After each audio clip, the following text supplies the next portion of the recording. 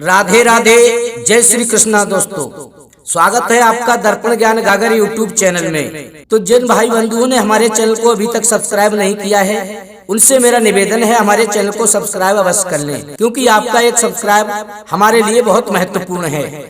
दोस्तों, आज का हमारा प्रसंग है खुश रहने का अमोघ मंत्र। जीवन में हम खुश कैसे रहें, आइए समझते हैं एक कहानी के माध्यम से। तो बने रहिए हमारी वीडियो के अंत तक। दोस्तों, एक हास्य कवि था और जब वह कविता सुनाते तो लोग हंसते हंसते लोट-पोट हो जाते थे। उनका एक मित्र था, वह हर वक्त अपने दुखों का ही जिक्र करता रहता था। दोस्तों, इसी कारण वह बेहद दुखी रहता था। उसे हास्य कवि के पास जाकर बहुत अच्छा लगता था, क्योंकि उनकी हास्यपूर्ण कविताओं को सुनकर वह कुछ देर के लिए अपने सारे गम भूल जाता था। दोस्तों, हास्य कवि उसे समझाते थे कि दुखों को जितना महसूस करो वे उतना ही सताते हैं, लेकिन वह अपने दुखों में ही डूबा रहता था। दोस्तों, एक बार हास्य कवि अपने मित्र को एक कवि सम्मेलन में अपने साथ ले गए, जहां कविता सुनाने के लिए उनकी बारी 3 बार आनी थी। दोस्तों, जब उन्होंने अपनी हास्य कविता सुनाई तो लोग हंसते हंसते लोट-पोट हो गए। बंधुओं, फिर दूसरे कवियों ने सुनाया और जब दूसरी बार उनकी बारी आई तो उन्होंने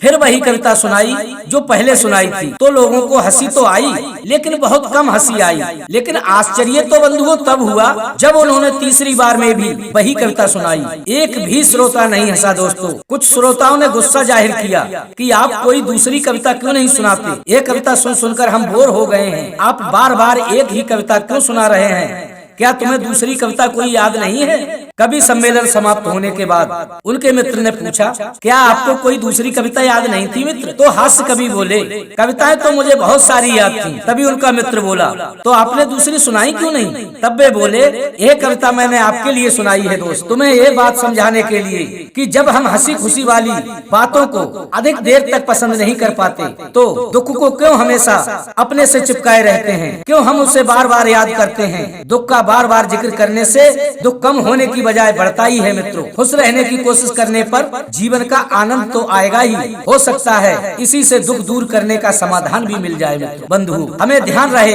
बुरा समय हर व्यक्ति के जीवन में आता है, परंतु जो व्यक्ति बुरे समय में धैर्य और संयम को नहीं त्यागते हैं वही विपत्तियों से बाहर निकल पाते हैं। मित्रों, अन्यथा उनका जीवन दुखों से ही घिरा रहता है। तो हमें दुखों का त्याग करके हंसी खुशी से अपना जीवन बिताना चाहिए और ईश्वर पर भरोसा रखना चाहिए। आज उन्होंने हमें दुख दिए हैं तो वे ही कल हमारे दुखों का निवारण करेंगे, इसमें कोई संदेह नहीं है। मित्रों, तो प्रतिदिन हमें प्रभु भजन करते हुए जीवन के सफर में निरंतर आगे बढ़ते रहना चाहिए। तो कैसी लगी बंधुओं हमारी आज की ये कहानी?